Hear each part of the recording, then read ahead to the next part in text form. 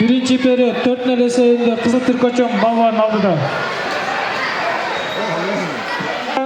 Dayardan Tursu, Murat Aliyev, Umar, Aksı, Айтбаев, Бектур, Ağurdu.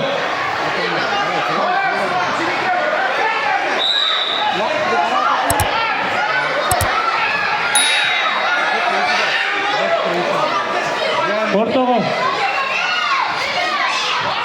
Taza jеңишке Маратбаев, Aziz, Kausonda жетишти. Eklo.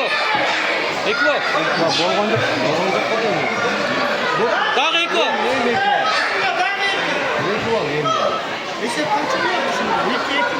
Erkek olsun gerek. Dağ Eklo. Bir. Dört çıkamıyor. Dayarlansın. Çubak Beko. Berbal. Ali. Rahim Beko. Umar. Zabek. Alton ağa. Alton.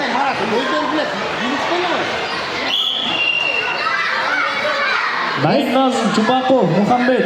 Rahim Beko. Umar. Esep 16. Kök Türkoçan balvan aldıda. Kızıl. Kızıl Türkoçan balvan aldıda.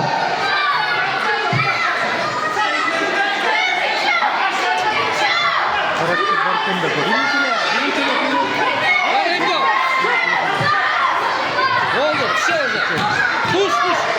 Tuş. Tuşe. Turgun Beko. Berbal. Ali. Var mı?